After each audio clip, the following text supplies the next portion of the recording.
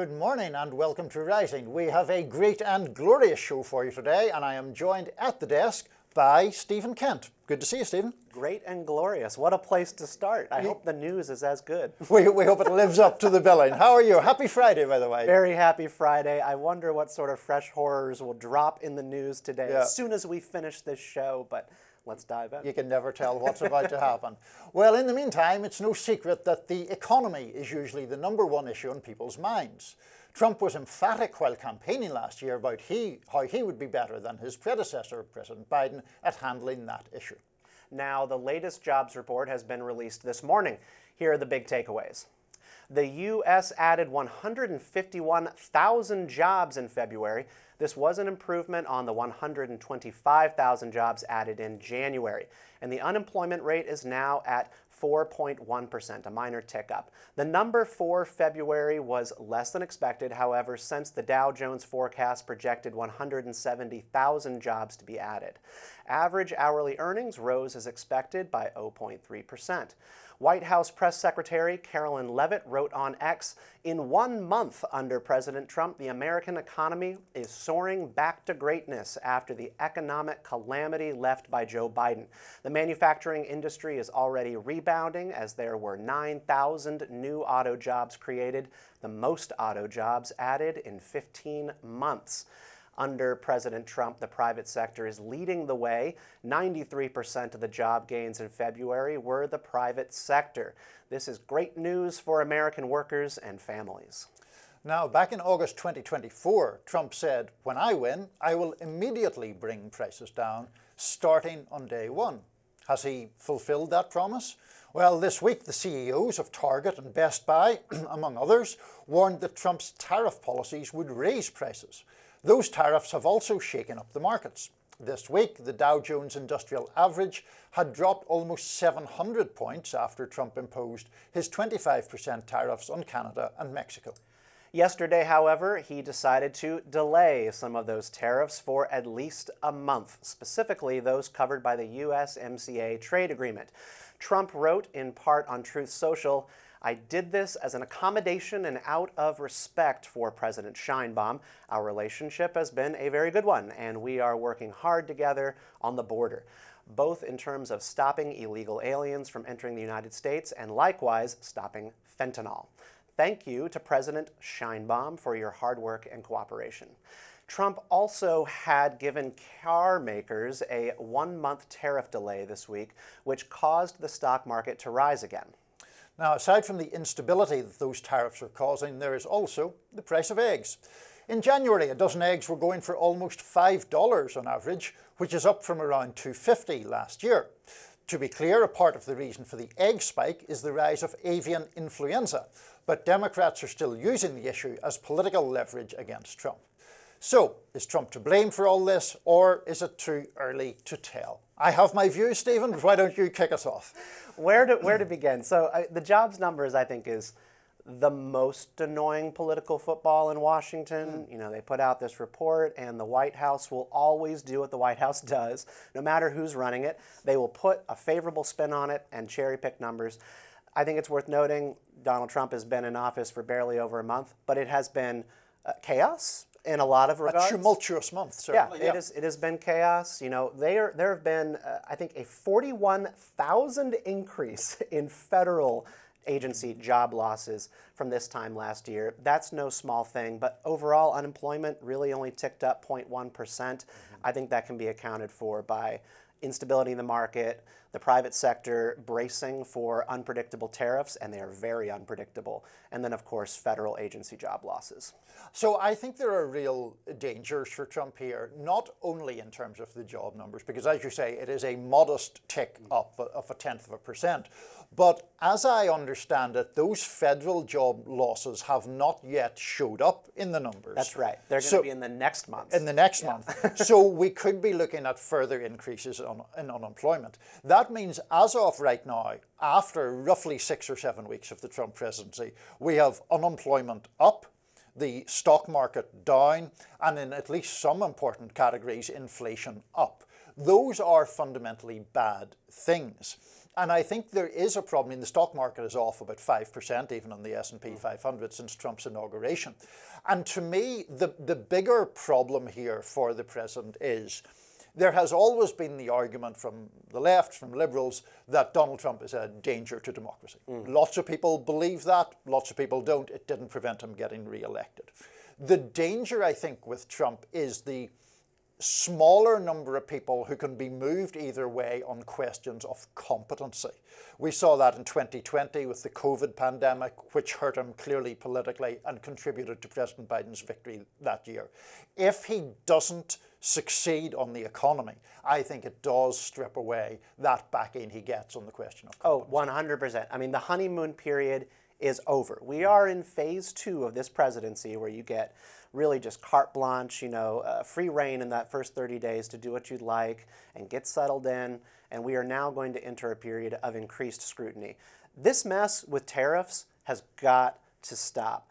Americans, by and large, do not view Canada to our north as an adversary or some sort of villain that we need to be dragging across the ground in this trade dispute. There is large support for pursuit of fairness in our trade agreements, but some of the most recent polling on this just suggests that Mexico and Canada are not high on people's lists. They would prefer the scrutiny be put on China. But those tariffs on China are also going to increase consumer prices. And Donald Trump, I don't think he won on free speech. I don't think he won the presidency on wokeness. He won the White House back on the economy and the price of goods. This trade war that he is so insistent on dragging out and offering these delays month to month is not going to help. And it also keeps capital on Wall Street frozen. I mean, people like Warren Buffett are keeping their powder dry on all of their money because they just don't know what this man is going to do on any given day.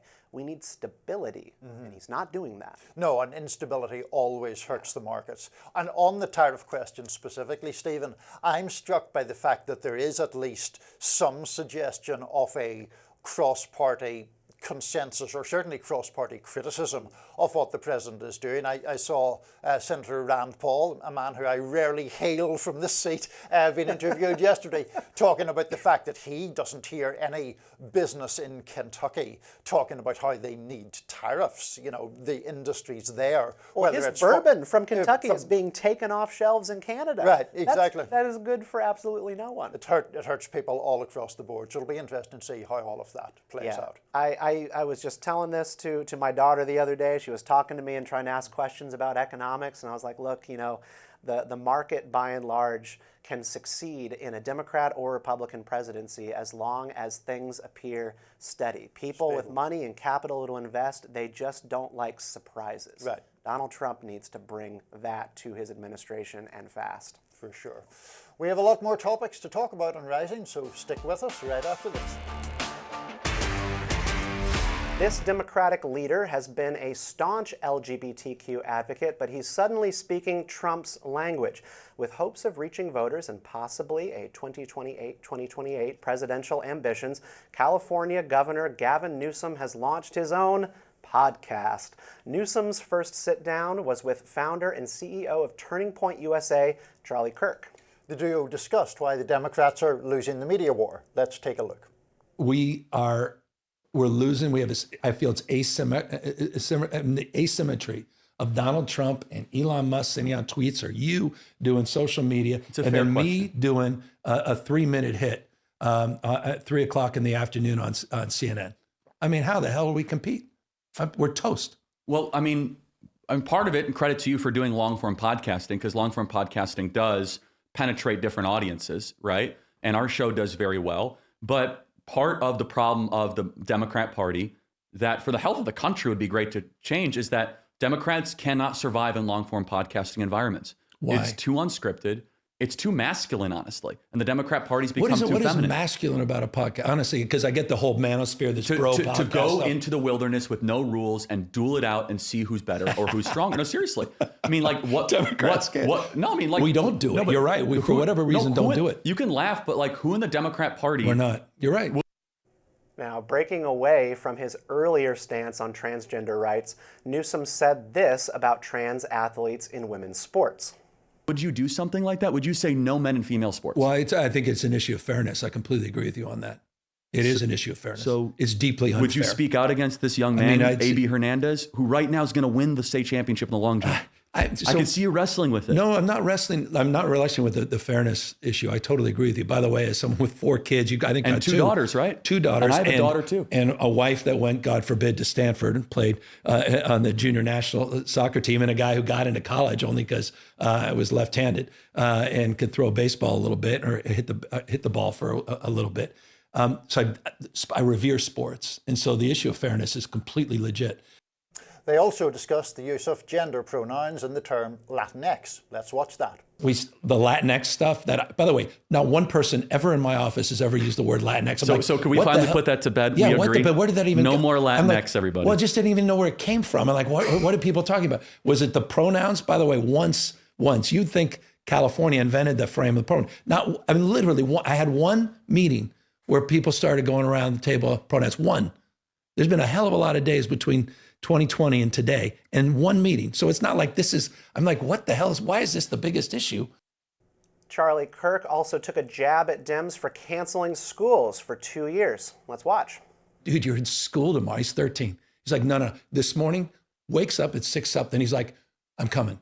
I'm like, he literally would not leave the house. Did you let him take off school? No, he did. Of course not. He's not here for a good reason. But the point is you canceled school for like 2 years. One day. The point is the point, which is you are making a damn dent. Thank you. So much to get to, Stephen. I cannot let the moment pass without saying that there is nothing inherently masculine or feminine about long-form podcasts. I think we can do without that sort of absurdity from Charlie Kirk. I think, going into the wilderness, Charlie is venturing boldly where no person has gone before by talking in a nice warm studio for a long period of time. I could argue that we had a discussion last week when I was on the show about J.D. Vance and masculinity, what that means. And it's a good discussion, actually. I can pick up on generally what he's saying. You actually have to fight for your viewpoint. You have to be assertive rather than accommodating. Sure. And I think the accommodating nature of so many Democratic politicians, where they are thinking 1,000 miles an hour about every possible group they can offend with any one of their viewpoints, makes it really, really hard to have any discourse. I mean, when I'm doing this show and I'm thinking through what I want to say, I'm thinking about a couple people and groups that I maybe don't want to offend unnecessarily, but not at the extent of, I think, your average Democratic politician who cannot alienate anyone. I don't know. You have to be willing to do that. You do have to be willing to let it roll and let it fly, for sure. So let's let it fly about Gavin Newsom, who you and I were talking before we began this segment. Like he's obviously running, right? That's why he's doing podcasts with Charlie Kirk in the first place, and why he is trying to expand his appeal. Now, there's nothing inherently wrong with that, nothing wrong with being ambitious. The Democrats are going to need a nominee, and if Governor Newsom wants to put himself forward, that's fine. To be fair to both Newsom and the broader debate, I think that Newsom was right on the trans people in sport topic, not only because of the overall policy, but because he repeatedly used the term fairness. And I think that's really important, because the Democratic Party, which would purport to speak for fairness, has, I think, got on the wrong side of that specific issue, which is people who were born male participating later in women's sports. I think to a large number of Americans, a large majority of Americans, that is unfair, and it is a separate issue from treating people who are trans with dignity and fairness. And I think that point is right, and American voters see the disconnect between Democratic politicians wearing pink to the State of the Union, as if they're sort of second-wave feminists, when this is the party who will not stand up for women having safe play in sports without male competition. Gavin Newsom, though, has been on this beat now for well over a year. He did an interview with Fox 11 almost exactly a year ago, where he said, word for word, many of the same things. The only thing that he did not say was deeply unfair.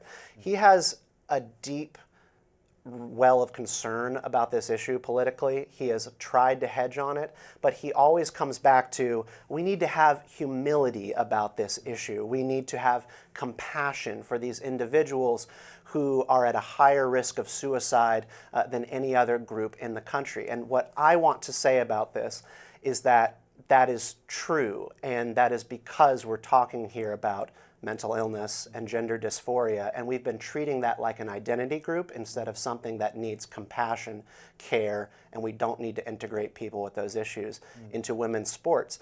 It's such a small sliver of the population, and this is what Newsom also comes back to. 0.5% of the population. We're talking about a couple hundred players total. But one player can take away the opportunity to win and triumph in a match from 12 women at once. It doesn't matter how few there are. No, and I think sometimes the members of, not even only of the Democratic Party, but people who have been most assertive on that particular issue, trans people in sports, sometimes I wonder if they've ever played competitive sports or they've ever had family members who played competitive sports, because it's not only about people who do rise to the level of national champion or even greater heights than that. It's about the fact that anyone who has taken sports seriously at any point in their life knows there's a lot of effort, a lot of sacrifice, and a lot of dedication goes into being as good as you can. And to have that wrested away by someone who has a biological inbuilt advantage is obviously, I think, unfair. Yeah, and I think the fact that we can agree on that biological inbuilt advantage when we're talking about A.B. Hernandez, who did this long jump in California, that was what they were discussing. I mean, the record was broken by 4 feet. You know, that is the height of some human beings. And we're talking about someone who has obviously just longer legs and reach. It's not fair. And the Democrats are wed to this 80-20 issue at the national level. And Gavin Newsom is trying to show them the way out. And I think he's incredibly skilled at this. He says it's unfair, and also we need to have a deep well of compassion and not demonize these individuals. I don't think A.B. Hernandez in California, this young person, wants to hurt or harm or rob people, but they're being included in a game that actively does hurt and harm and rob people of their opportunity. And there's got to be a change, and there has to be a grappling with the fact that when biological men are competing, these transgender women are competing in sports, they're competing in highly physical activities like pole vaulting, wrestling, boxing, swimming. The 2 highest profile trans men, meaning biological women competing in men's sports, are winning matches in fencing and competitive walking. Somewhat different. Why is that? Yeah. There was I know we have to wrap, there was a controversy a year or so ago about trans people in chess, and that gets very complicated indeed, but we'll leave that. Is that a thing? Oh, it is apparently a thing, but anyway, we will leave it to another time. We have more to talk about on Rising right after this. Watch what you post, because Big Brother is apparently watching you. Axios is reporting that the State Department is looking to revoke visas of certain college students. Citing a senior State Department official, Axios reports that the department will be using AI tools to look through students' social media accounts. Students who are purportedly, quote, pro-Hamas or have expressed support for the October 7th attacks on Israel could be subject to getting their visas stripped. Department officials will also see if police arrested any visa holders who were allowed to stay during the Biden administration. The senior department officials said that they found 0 visa revocations during the Biden era, and that this raises questions about them enforcing the law. The State Department will also sift through newspapers and lawsuits to find instances of foreign nationals, quote, engaging in anti-Semitic activity without consequence. Axios writes, to launch Catch and Revoke, federal officials examined 100,000 people in the student exchange visitor system since October 2023 to see if any visas had been revoked because the student had been arrested or suspended from school.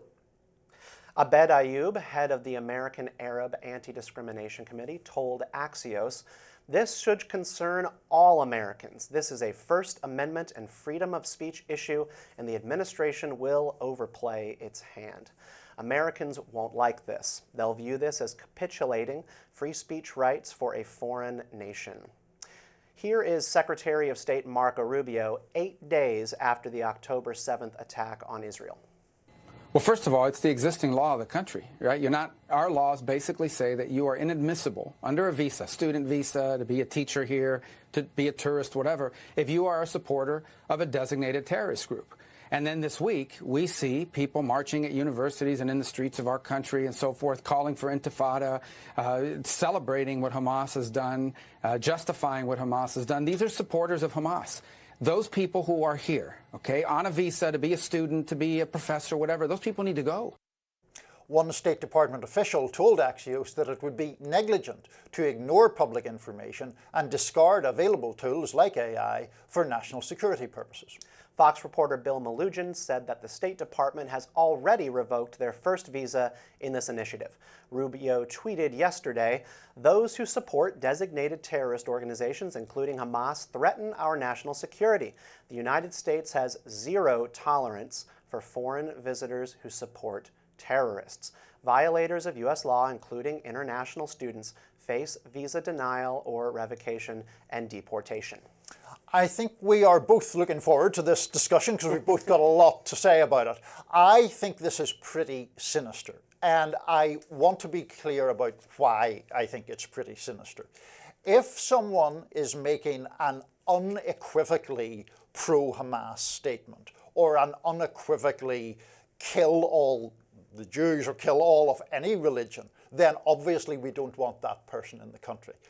What I worry about is the expansiveness of these charges, as we saw from Secretary Rubio when he was still a senator there, saying about marches soon after Israel began its counter-assault in Gaza. These people are being anti-Israel or being pro-Hamas, as if there is no legitimate reason to protest against Israel's actions, as there are legitimate reasons to protest the actions of any government, as if that automatically renders one a terrorist. That's what I find Orwellian about it, in addition to the AI stuff. Yeah, and I think that point is important. Renders one a terrorist. We're not saying you are a terrorist. We're saying you express support for terrorist organizations. Hamas is designated a foreign terrorist organization, and the law, which he is referencing, let's see. So he's referencing a law from the Nixon administration, where this is originating from, and this is an administration that also surveilled Palestinian student groups during that time. But this does apply to a lot of these students who at UCLA and Columbia were chanting, "Hamas is coming for you. Death to America." This is the kind of stuff where if you just went through that crowd and found 15 students who were on visas, boom, you've got people who are expressing support for a foreign terrorist organization, and under the law, they're supposed to have their visas revoked. That is the law. So I struggle with this because I came up in the campus free speech movement. Like Robbie Suave, who hosts here a lot of the week, my college experience was getting harassed by security officials on campus and police officers for distributing pocket constitutions to fellow students, and that was ruled disturbing the peace. So I really believe in these issues, but it is a huge stretch to leap from simple free speech and First Amendment rights on campus to supporting wearing masks and rallying behind a terrorist organization on campus. Well, I think, though, that there are huge leaps made in both directions, if you like, because the leap that I am concerned about is the leap from Hamas is coming for you, which I wouldn't defend and I don't think anyone would defend, to protesting a military counter-assault that has killed about 48,000 people is massively contentious within the United States. It's pretty easy to distinguish between the two. It's very easy to distinguish between the people who are like, we don't want Israeli bombing of Gaza versus the people who are writing and spray painting on walls support for Hamas. I would agree with that point, Stephen, that I think it is easy to distinguish. My concern is that there isn't in the statements of Marco Rubio or Donald Trump, for example, any evidence that they find it easy to distinguish. Trump was just a couple of months ago talking about pro-jihadist marches. Now, do we mean that everyone who was protesting on behalf of the plight of the Palestinians, a plight that is dire, in my view, by anyone's reasonable estimation, is pro-jihadist? That's where I get concerned, in addition to this suggestion of using AI to scan through people's social media accounts and by some criteria that is not publicly available, determine whether a person is pro-Hamas or not. Maybe stop masking yourselves, wearing keffiyehs that are meant to resemble the group in which you are rallying behind. Well, hold on. Keffiyehs they are question. masquerading on campuses and intimidating school officials, wearing these masks, covering their faces, and then when they are confronted by school administrators who want them to unmask themselves, they get violent. There was this incident just the other day at Columbia University where one of the administrators was trying to break this thing up and negotiate with these kids, and they refused to unmask themselves. They did. Ridiculous. Right. Ridiculous. All of them should be out. These are not 1970s hippies. These kids are dangerous. But in relation, just because we have to be careful with terminology and exactly what we're saying, when you're talking about masking to conceal one's identity, I think you can at least argue, yes, that has intimidatory effects.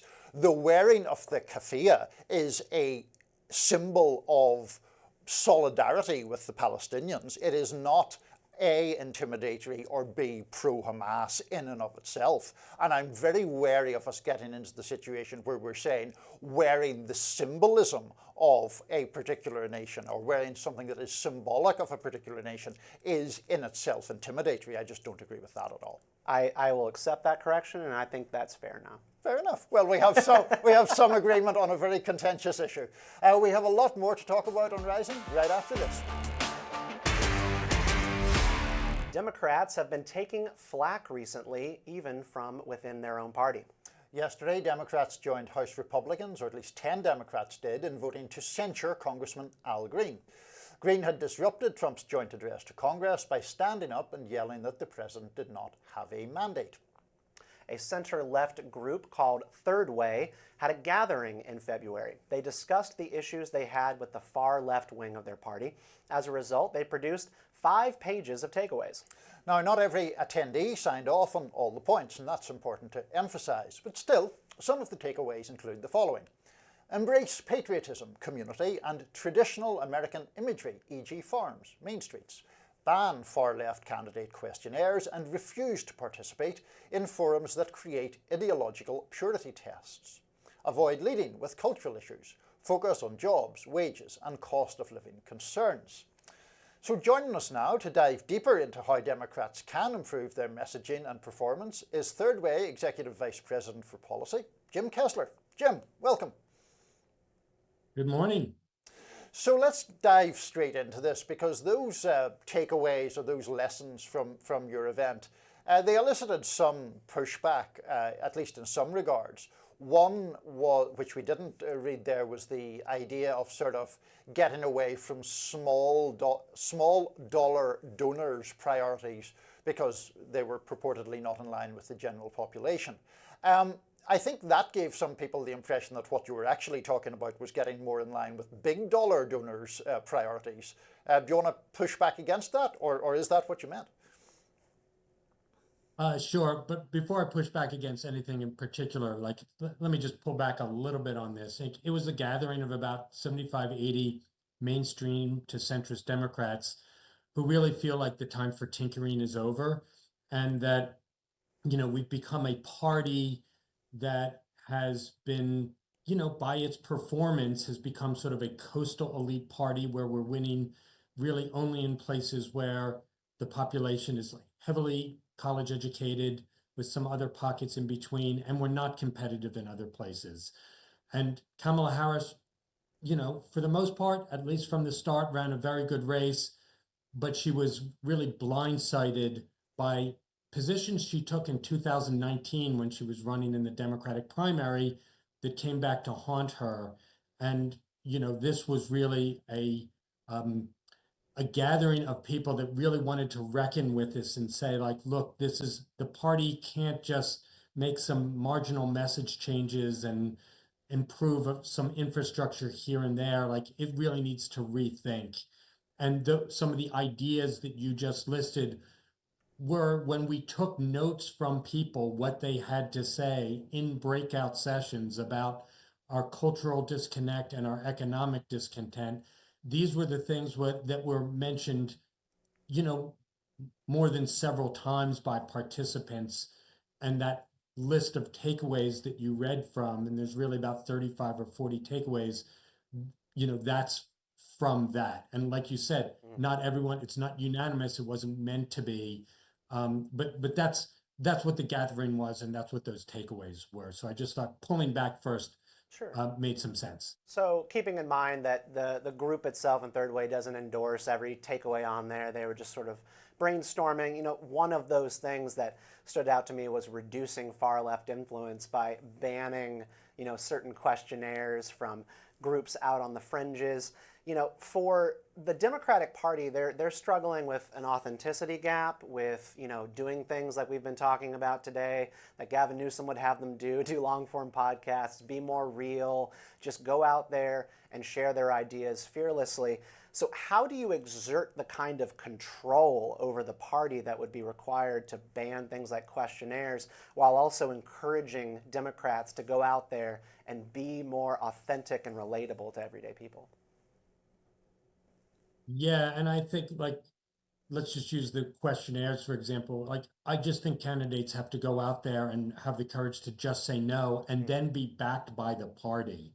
Because what's happened with these questionnaires is, I used to work for a member of Congress. I've been on campaigns. You used to get 10 or 12 questionnaires. Now you get dozens and dozens and dozens. In every one of these questionnaires, there's 5 reasonable questions, and then there's 7 or 8 traps.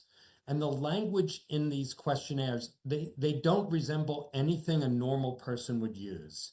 So they put you in a hole. They don't enlarge the policy conversation, they narrow it. And they may work in a primary, they don't always, they certainly don't work in a general election. So let's get out of the litmus tests and checking the boxes on, myriad questionnaires and actually talk to actual people. Jim, on that point, and you were talking earlier about pulling back, a point that I've made before on this show, to the point where it's becoming maybe a little bit of a hobby horse, is I'm not sure how much right now talking about the left versus the centre left or moderate Democrats is all that useful. And let me explain why. I do take the point that on some hot button social issues, the most progressive positions are unpopular with the general public. Previously on this show, we were just talking about trans people in girls and women's sports, and public opinion there seems pretty clear. But when it comes to the economy, it seems to me you could argue that a kind of populism and anti-corporatism, something that taps into the anger of voters, is actually popular. It's part of the reason, I think, that President Trump has a greater appeal than one might anticipate with working class voters. And you look at some of the statistics around, how a CEO, the average CEO now, earns something like 290 times what the average worker earns. A couple of decades ago, that was completely different. So is there a danger in seeking a course of moderation that ends up becoming just too corporate friendly, actually? So good point. And let's separate culture and economics as you did. I do think these cultural issues, these progressive cultural issues are really, they're damaging. And defund the police, abolish ICE. We were seen as taking fringe positions on the transgender issue. Frankly, the position that got Harris was not even promoted by a transgender organization. It was the ACLU. It was a group that really doesn't have anything to do with transgender issues. But we are seen as outside the mainstream on a lot of these cultural issues, and we've got to get back inside the mainstream. And I do think that sort of left-center dichotomy works well there. On the economy, I agree with you that it can get murky in some places. I thought Bill Clinton, when he ran in 1992, did that balance perfectly on economic issues, because putting people first sounds like a populist message, but he was also a pro-growth, pro-opportunity Democrat. And, look, you mentioned about CEOs, they now earn 290 times as much as the median worker at their company. We also have to stop having voters do math here, because everything we're saying is a little bit too complicated. And what we have found in our polling is that voters are less angry at the billionaire. They're angry at the person one or two levels up from them. The person earning 180 versus the person earning 18 million. So I do think there's some room for some ire there. And if you are a centrist Democrat on the economy, yeah, I think you do need sort of a pro-growth populism streak with you there to appeal to voters. Well, Jim Kessler, Third Way, thank you for being with us. We will see how the Democratic Party evolves over the next 4 years. My pleasure. Thanks for having me on, guys. Thank you. Do it again. Are DOGE's cuts really all that people crack them up to be? Today's slashes could lead to future storms. A new ProPublica piece titled "How DOGE's Cuts to the IRS Threaten to Cost More Than DOGE Will Ever Save" makes the case that while the Trump administration claims gutting federal agencies will save the US $1, cutting the IRS means that in the end the government will collect less taxes. Former IRS head John Koshkin asks the question, if you're interested in the deficit and curbing it, why would you cut back on the revenue side? Joining us now to discuss is ProPublica reporter Andy Kroll. Andy, thanks for being with us this morning. Great to be here. So give us kind of the quick walkthrough of your article in ProPublica. I think it's important, and the issue does somewhat speak for itself. If you're going to cut back on IRS staffing and I suppose enforcement, then you're going to see less tax collection. Is there something less intuitive that we're kind of missing here? Yeah, I think it's worth unpacking the IRS and the effects of the cuts there more than honestly any other federal agency, and for a few reasons. So the simple facts are the IRS has been hit really hard with the sort of mass firings, terminations, especially with probationary employees. Somewhere on the order of between 6,000 and 7,000 federal workers at the IRS, we've been told. The reason the IRS has been hit so hard is because the agency has been underfunded and woefully understaffed for about a decade or so.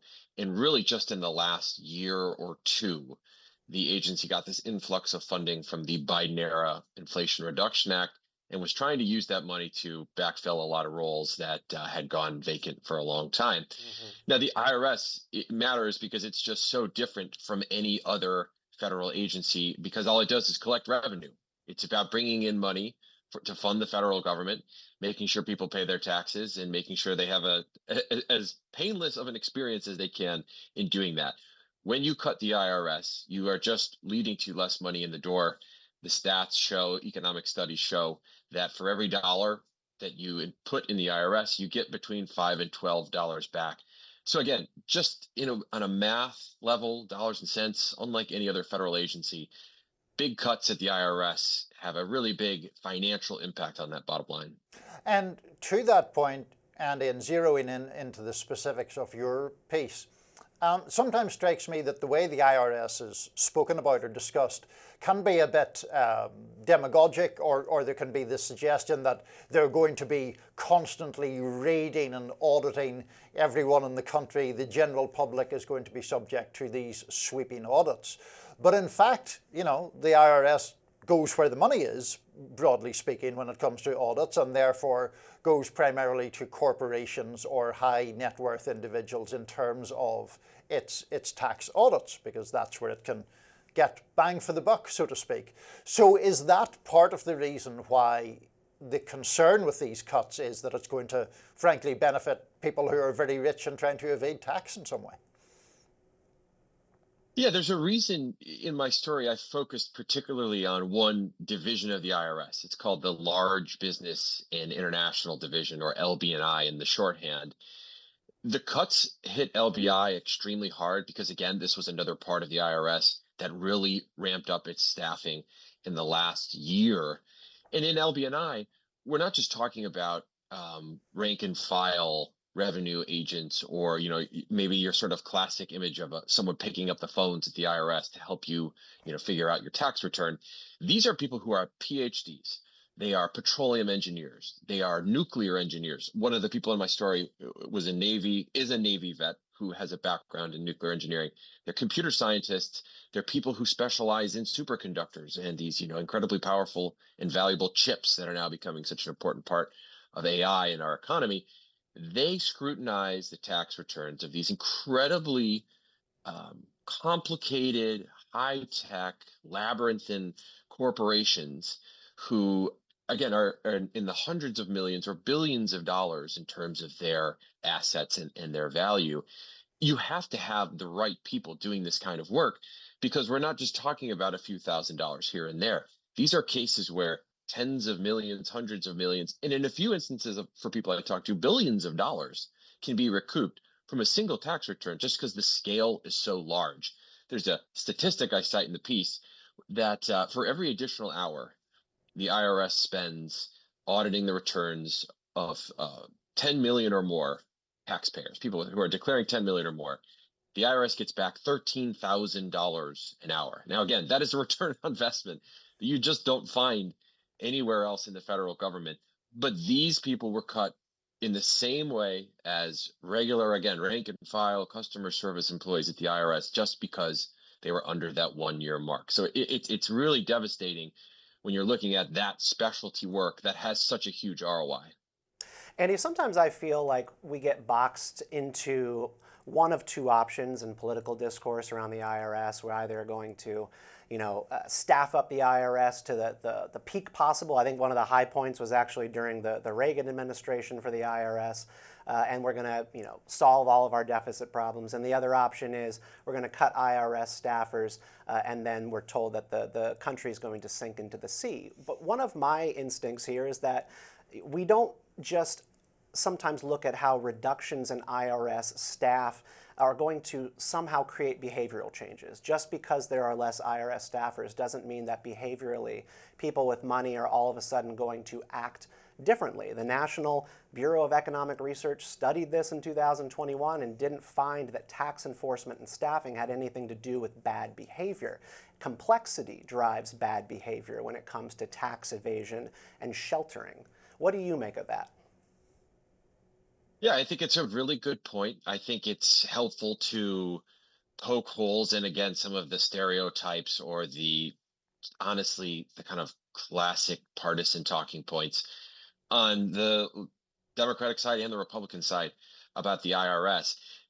And I felt this as well talking to the people that I interviewed for the story, who are not partisan, who really don't care about, who's up or who's down on Capitol Hill. They're a mineral engineer who is trying to keep up with the latest, technology in the coal industry. Or again, they're a specialist in nuclear engineering, and they're really thinking about what are the tax implications of a dramatic ramp up in nuclear energy power plants in the United States, or the superconductor issue, which I mentioned earlier. The complexity is just increasing because technology is advancing, and that's a good thing. We're innovating in this country. We should continue to do that.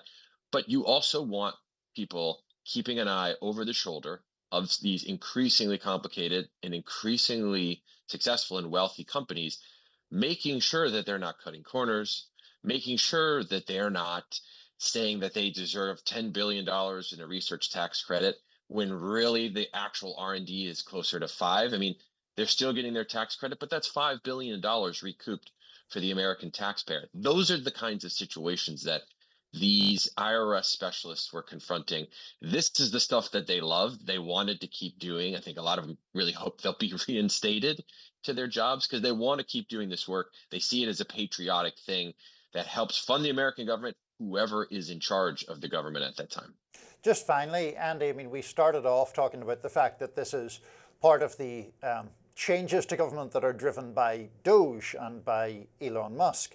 And obviously, he is the richest person in the world, and there is, the very wealthy tend to benefit disproportionately from lax tax enforcement, much as people who, run businesses that could be subject to regulation tend to benefit from a lack of regulation.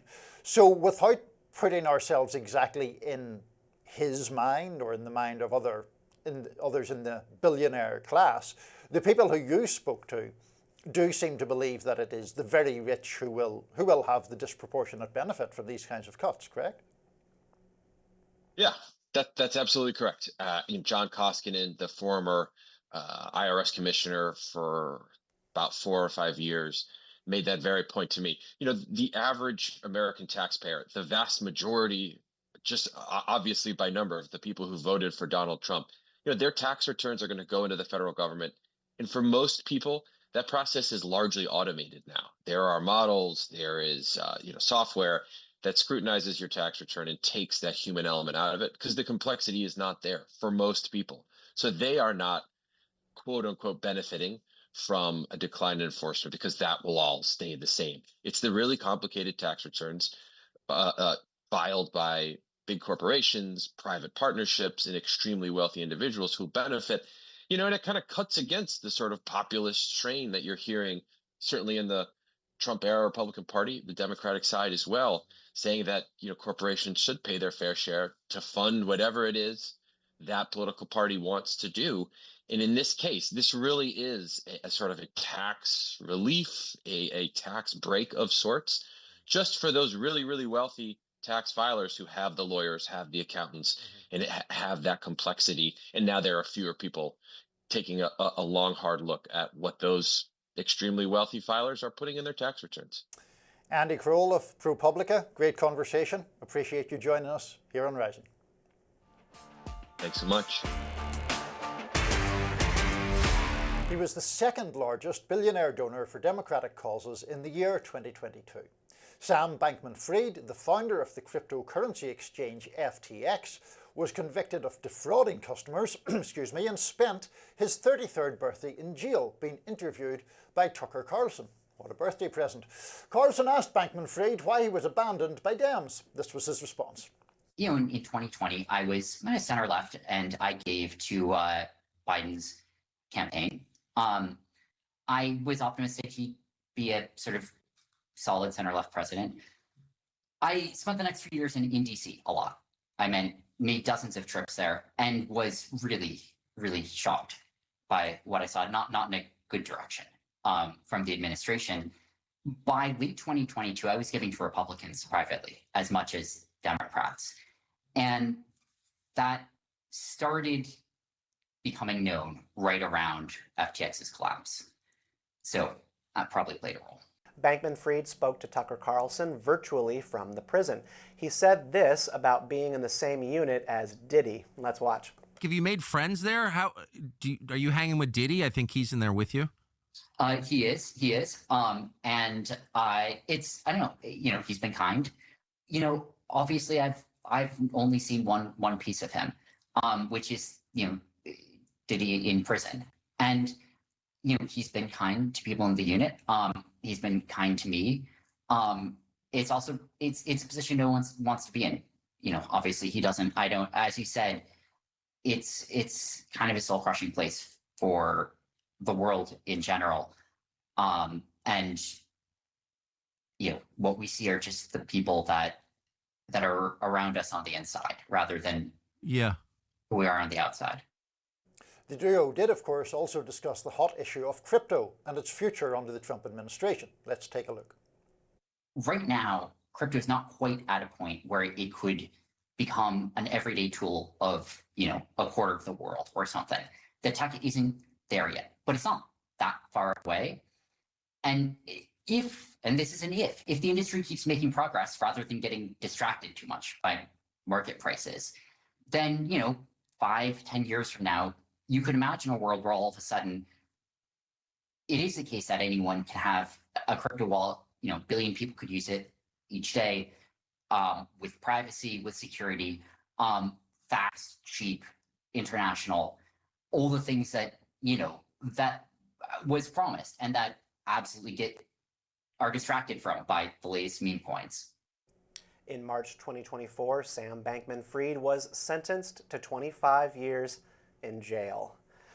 Wow. So I gotta say, just right off the bat, I love these kinds of jailhouse interviews. I actually find them to be beneficial to the public, and Tucker Carlson gets it. I guess good for him.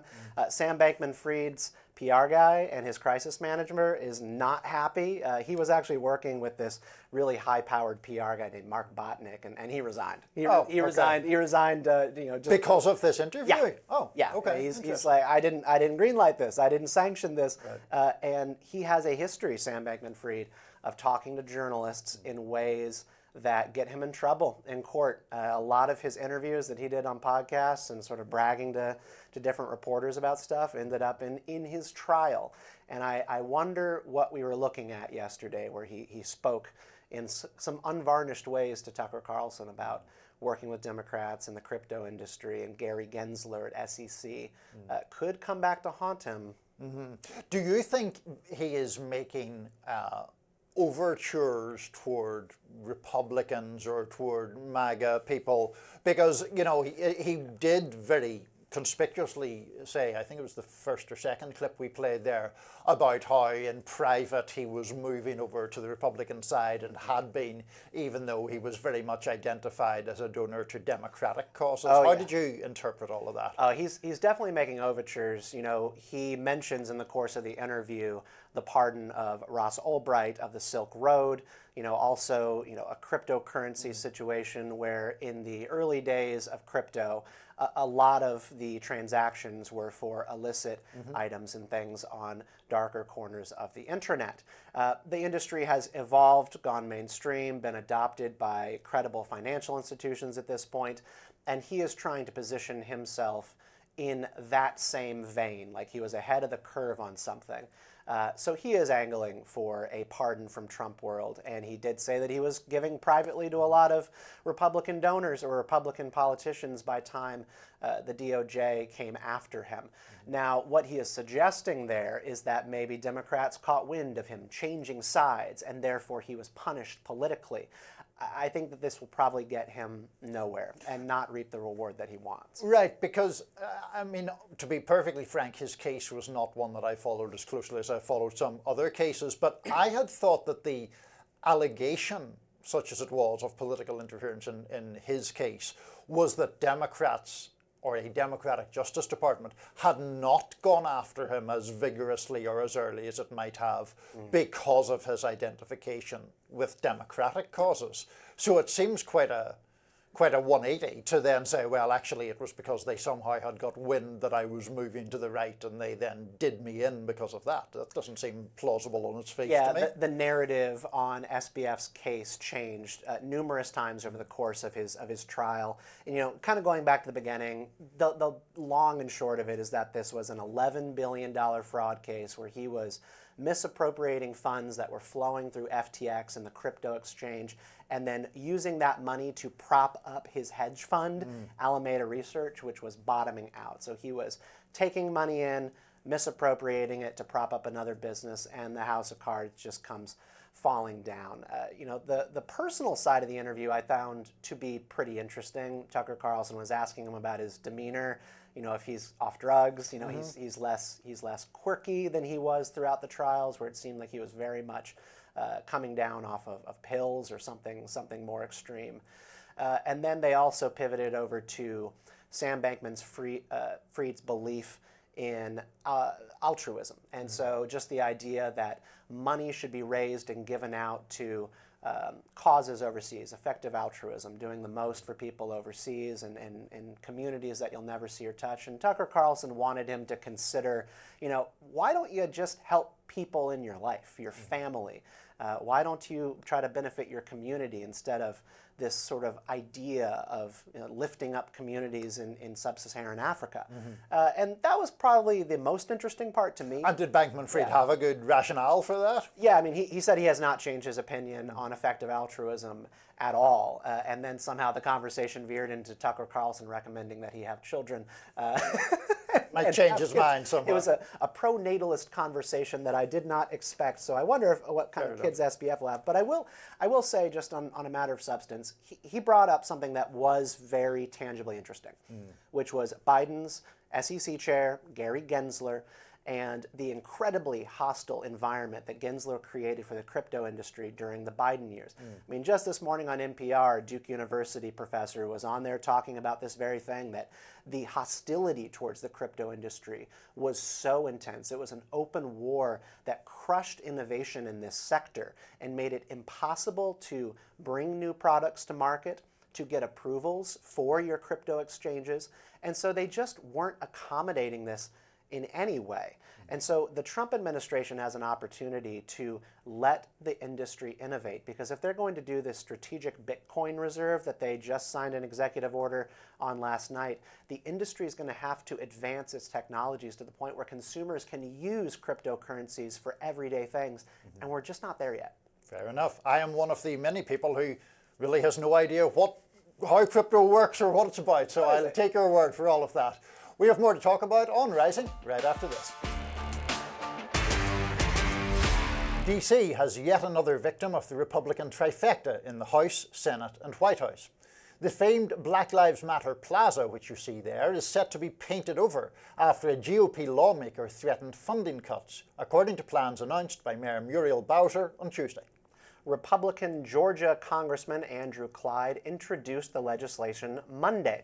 He's vowing to strip D.C. of millions in transportation funding if the mural is not renamed Liberty Plaza. The plaza was constructed 1 block away from the White House during the racial justice protests in 2020 that followed the murder of George Floyd. Bowser said in a statement, "The mural inspired millions of people and helped our city through a very painful period. But now we can't afford to be distracted by meaningless congressional interference." The bill comes after other legislation had been introduced recently to repeal DC's autonomous government known as Home Rule. Those efforts come against a backdrop of ongoing efforts to achieve DC statehood, something which would, of course, secure voting representation in Congress. This may be one that we disagree on, I suspect, but maybe not. I think that, to my mind, it is an attempt to, in this case successfully, intimidate the mayor of the District of Columbia out of that street being there, having the name it has, having the on-street mural that it does, that, to my mind, marked a very disgraceful episode in terms of George Floyd being murdered. And I thought that it was a shame that Congressman Clyde wished to weaponize funding for that purpose. I understand why Muriel Bowser has decided that it is in the greater good to accede to that request, but I thought it was a shame. Well, when George Floyd died from complications related to fentanyl, I don't think that Black Lives Matter Plaza and painting the street yellow outside of the White House materially improved conditions in Washington, D.C. There were two autopsies done on George Floyd, both of which reported that the primary cause of his death was restraint and neck compression. Then why is there no damage to his pipe? Caused by a police officer kneeling on his neck. Furthermore, when that case went to trial, as you're well aware, a jury of 12 people, 6 of whom were white, 4 of whom were black, 2 of whom were multiracial, found that officer guilty on all the charges that he faced. Later, he was charged in a federal case, as you also know, and took a plea deal. And in that plea agreement, he acknowledged that he had willfully violated Mr. Floyd's constitutional right to be free from an officer's use of unreasonable force, and that he, quote, held his left knee across Mr. Floyd's neck, back and shoulder, and his right knee on Mr. Floyd's back and arm, and goes on from there. And the same autopsy doesn't show damage to the windpipe, indicating that this was a really politically charged case that swept the country. And I know that he was convicted. He also pled guilty. And I think he did that so that he could get the most favorable treatment for hopes of one day a future pardon, which now is being discussed again. But there has been, and I do want to kind of pivot back to the BLM road, because Muriel Bowser is trying to avoid a clash with the Trump administration over home rule. And I think she is taking the L on Black Lives Matter Plaza and just going, all right, we're not going to fight you on this so that you don't fight us on that bigger thing that we would like to have independent rule. But I mean, this is right outside the White House. You know, this is something that is of interest to whoever occupies Pennsylvania Avenue. And there's no need for this to remain. And if it's called Liberty Plaza and it's interesting to tourists, that's a win for the city. The idea that there's no need for it to exist, I mean, one could make that argument expansively about almost anything. I don't have to hand exactly the breakdown of the presidential vote in the District of Columbia last time around, but it is always the most democratic constituency, I guess we should say, since it's not a state, typically around 90%. So I would extrapolate from that a majority of citizens are supportive of the Black Lives Matter movement and would have no objection to that street remaining as it is. I do think, and I don't want to deny the fact that Bowser has a difficult dilemma to balance because of the nature of the District of Columbia and the federal government's influence over it and influence over its finances, or over its economy, perhaps would be a better way of putting it. There are genuine concerns there, but I think that it is unfortunate that she's having to bow in this case. Yeah, I think for me, I feel a little bit more for the artist who actually did the work. Her name's Kiana Jones, and she gave an interview to local media, which I thought was really lovely. She spoke to cameras and spoke to a couple journalists, and her air of gratitude and pleasure that she got to participate at all, I thought was actually really charming, came across well. She was incredibly gracious for the opportunity to have done it at all, and just no air of resentment or anger about now that it's going to be going away. She said exactly the same thing that Bowser did, which was, we have some bigger things that we need to focus on than this. And I think that that's relatively graceful, but again, I just kind of go back to the performative nature of democratic politics versus substantive issues. And the murder rate in this country, not country, city, as it has risen since 2020. Deaths in Washington, D.C., and they are largely happening in the Black communities of D.C., have only gone up since 2020, with a minor decrease in 2024, which still keeps it on par with where we were at 2020. Material improvements to people's lives are always going to be superior over waving flags, posting banners, and painting yellow letters onto a street. That is what government should be focused on, is improving people's well-being. The two aren't mutually exclusive, though, I think you would acknowledge. Well, they're not in practice. There is no reason why they should be mutually exclusive. It is absolutely valid to make symbolic points of important issues and to address the material concerns of people. I lived for a period in southeast DC, which is in Anacostia actually, which is the poorest ward in the District of Columbia. Yeah. It is the effects of poverty and the concomitants of poverty in that particular area are very evident on a day-to-day basis. And of course, a material improvement in that community and in the lives of the people in that community will always be important. And I do think, to your credit, that it is important to address the roots on which not just crime but all kinds of dysfunction emerges, or the roots that fuel so many of these difficulties. But I do not think that the point of whether you delete or paint over a Black Lives Matter plaza is neither here nor there in that respect. And I think conversely you could argue that is just another layer of performative politics. Republicans come in and they extract all of these symbolic wins where they are going to relitigate everything that happened in 2020. And you are going to see that very much, I think, as the campaign around Derek Chauvin picks up. And at some point the White House is going to respond. And we will, and that's going to be the more substantive matter that I think drives a lot of discussion. And we will be on vigorously different sides of that question, sounds like. In any event, we have a little bit left on Rising, so stick with us for a final segment. Award-winning musical Hamilton has become the latest casualty in President Trump's Kennedy Center takeover. Producers of the Broadway hit are cancelling plans to perform at the Kennedy Center next year, citing Trump's appointment of himself as the chair of the institution. Interim Executive Director Richard Grinnell slammed the decision, lambasting the lead producer and show's creator Lin-Manuel Miranda. He says the pair orchestrated a publicity stunt and do not want Republican Party voters attending their show. But Miranda and his show aren't the first to avoid the Kennedy Center in protest. A number of stars have distanced themselves from the venue after Trump became chair. Those include Shonda Rhimes and Renee Fleming. Now, Whoopi Goldberg is joining the fray. Here's what she had to say on The View on Thursday. Here's the thing. People outside of New York watch the Kennedy Center honors. Yeah. They have watched do. it. They've seen extraordinary things. So things that you can't see in your town, you've been able to watch. The fact that it wasn't a discussion, it was a big smack to the arts, which don't have a politics. So I understand why they did it, and I have no plans to go back to the Kennedy Center until the Kennedy Center becomes what it was supposed to be. That's right. And that was a welcome place for all artists, no matter what your groove is. Well, how am I going to get my tickets back? Come on, this is a tragedy. Were you not lining up to see Whoopi or Hamilton?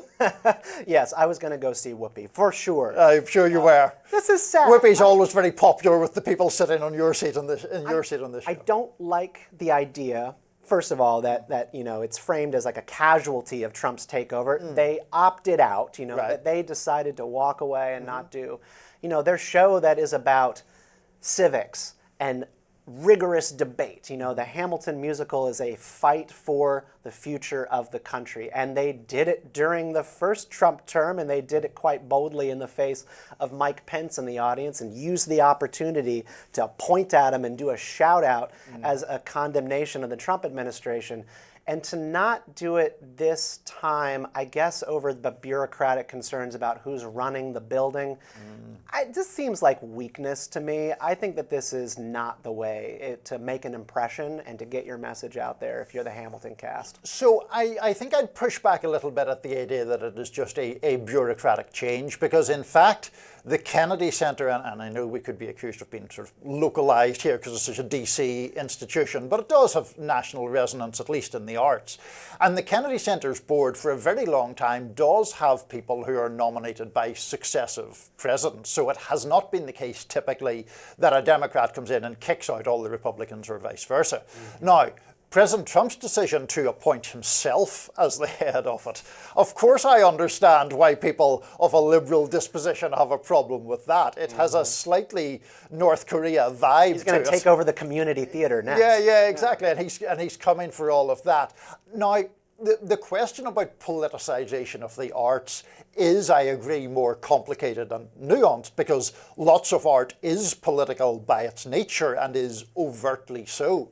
So it's not as if Trump has arrived and somehow, oh no, the arts are politicized, like, you know, history of protest songs or protest dramas stretch back decades, if not hundreds of years. But I do think that it is understandable that a Trump takeover of the Kennedy Center engenders a pushback in the shape of these kinds of things. It's going to shape, you know, having Richard Grinnell in there, having Trump play, I guess, an active role, you know, which he is entitled to do, which I think is another important element here, is that presidents have the ability to do this, and I guess most don't make a big deal out of it.